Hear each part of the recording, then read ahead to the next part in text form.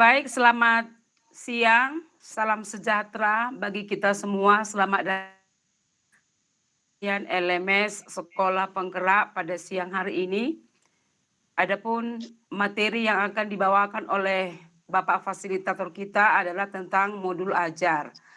Namun sebelum kita memulai acara ini, sebaiknya kita berdoa dulu. Ini bisa berjalan dengan lancar dan baik. Marilah kita berdoa menurut ajaran dan kepercayaan kita masing-masing. Doa dimulai.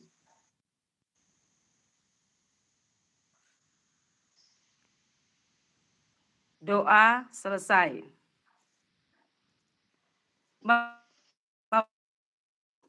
Peserta pelatihan, untuk mempersingkat waktu, kita akan mendengarkan pemaparan dari Bapak Fasilitator tentang materi modul ajar.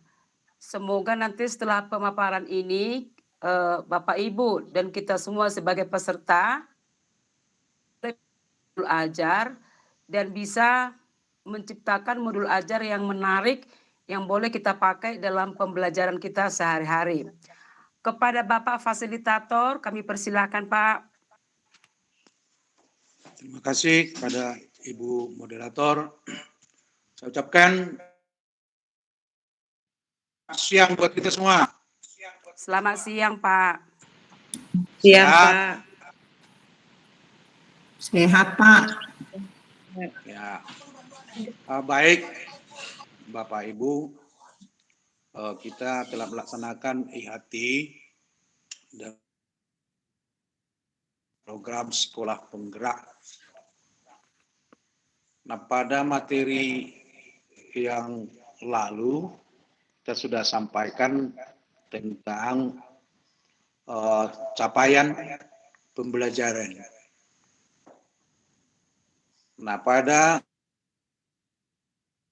ini kita akan mempelajari tentang modul ajar. Nah, modul ajar sebetulnya belum hal yang baru lagi buat kita. Hanya mungkin hal dalam muatan modul ajar itu yang ada penambahan-penambahan khususnya mengenai implementasi profil pelajar Pancasila. Tujuannya untuk mempelajari ini agar nanti kita dapat menyatukan persepsi format apa, seperti apa yang akan kita buatkan modul ajar itu di sekolah. Nah, itu nanti teknisnya dalam IHT ini.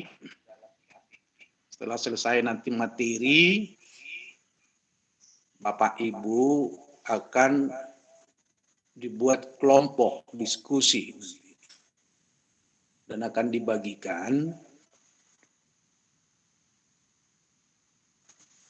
tugas dalam membuat modul ajar. Nah, demikian informasi umum yang saya informasikan. Baik Bapak Ibu, akan sampai kita ke apa itu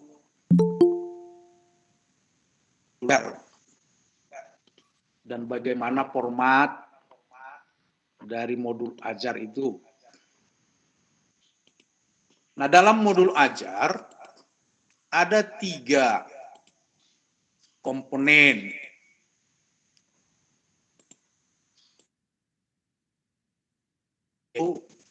Yang pertama, komponen informasi umum.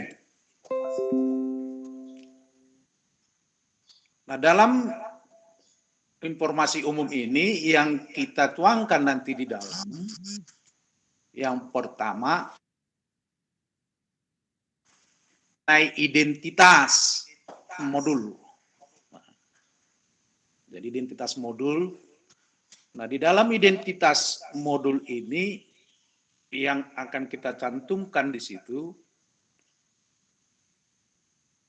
ada misalnya nama modul, nama pembuat modul, nama sekolah, alokasi waktu, kelas. Nah, itu gambarannya di dalam identitas modul tersebut. Nah, kemudian kita cantumkan yang kedua, artinya kemampuan-kemampuan awal yang harus dipahami atau diketahui oleh peserta didik. Nah, yang ketiga, profil Pancasila. Nah, sebagaimana pelajaran yang lalu bahwa ada 6 aspek yang harus kita cantumkan di dalam setiap pembelajaran, yaitu yang 6 tadi. Tapi Bapak Ibu, bukan semua atau tidak diharuskan semua nanti dicantumkan di dalam setiap kompetensi, ya, atau capaian dan itu bisa dari 6 bisa 3 misalkan atau 4, disesuaikanlah dengan materi, ya. Kemudian yang keempat, harus kita cantumkan sarana dan prasarana pendukung yang dibutuhkan di dalam pembelajaran tersebut. Nah, misalkan kalau di TKJ, apakah membutuhkan laptop misalnya, ya. Nah, kemudian yang harus kita cantumkan juga tentang target peserta didik. Artinya apa target kita atau capaian yang harus dicapai oleh peserta didik tersebut. Nah, kemudian yang keenam, harus kita sediakan modul pembelajarannya. Nah, itulah Bapak Ibu yang harus kita tuangkan di dalam informasi umum. Baik Bapak Ibu, kita lanjutkan ke komponen yang kedua. Dalam komponen ini ada disebut komponen inti. Nah, komponen inti berisi yang pertama tentang tujuan pembelajaran. Nah, jadi harus kita buatkan nanti di dalam modul itu apa yang menjadi tujuan.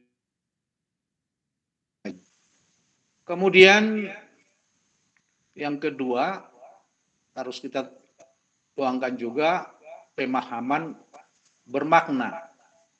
Pemahaman bermakna ini artinya bagaimana pembelajaran itu buat si anak kita mempunyai makna bagi dirinya. Nah, kemudian yang ketiga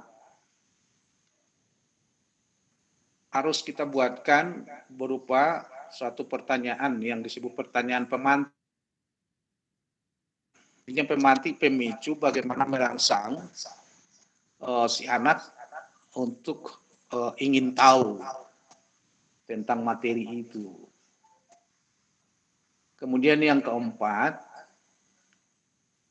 kegiatan pembelajaran atau mengenai proses pembelajaran itu atau menyangkut materi pembelajaran. Kemudian yang kelima, harus kita buatkan juga asesmen di sana. Asesmen ini kan setelah nanti akan kita ya, asesmen bentuknya diagnostik, bisa formatif dan sumatif.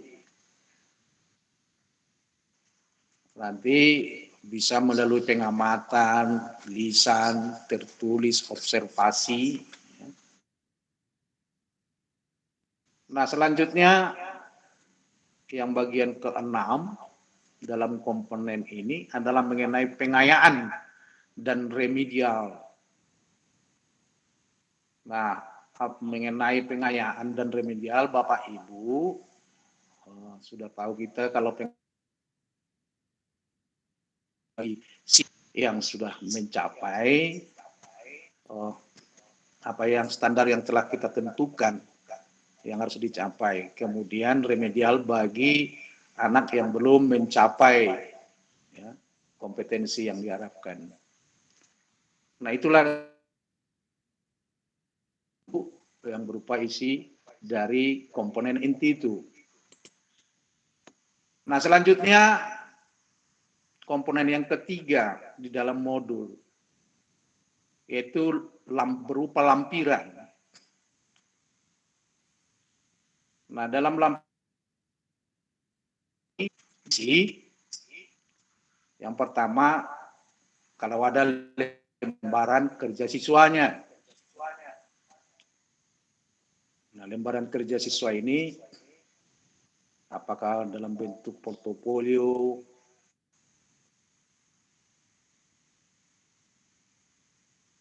atau isian.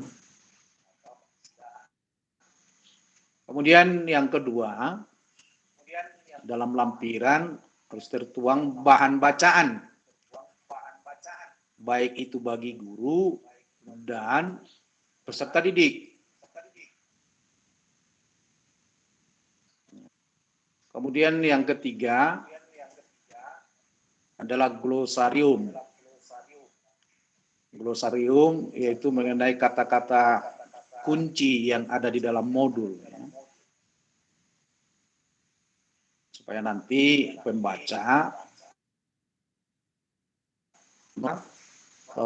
mungkin ada kata-kata yang baru di situ, ada kata-kata serapan misalkan. Keempat, harus kita buatkan daftar pustaka atau dari mana sumber yang kita buatkan materi pembelajaran tersebut. Nah, itu secara ringkas dari isi modul. Baik, Bapak Ibu.